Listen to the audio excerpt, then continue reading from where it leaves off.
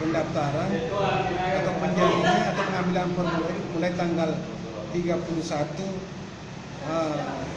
Mei 2017 hari ini. Oleh sebab itu saya mengharapkan kepada calon wali kota atau calon wakil wali kota, tentu PKB Makassar ini menjadi bagian dari partai di Kota Makassar. Oleh sebab itu ke depan tentu kita mengharapkan calon-calon wali kota kita ini akan datang mendaftar atau mengambil formulir di PKB Kota Makassar di Kecamatan Talong.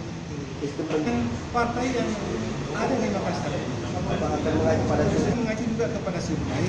Tentu karena PKB Kota Makassar ini adalah basisnya NU. Tentu saya harus menerima saran dan masukan dari Ketua NU Kota Makassar.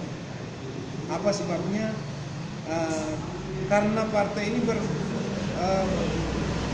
barometernya Islam, kita tetap mengacu kepada NU Kota Makassar. Formulir ya kita mungkin sekitar 2 minggu.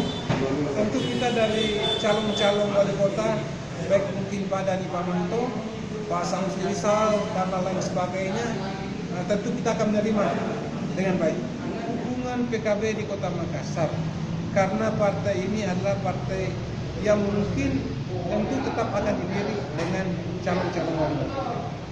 Tentu kalau memang sudah ada penjaringan dan pengembalian formulir dan survei, tentu kita akan mengirim ke DPP, ke DPW dan DPP. Karena apa sebabnya pengambilan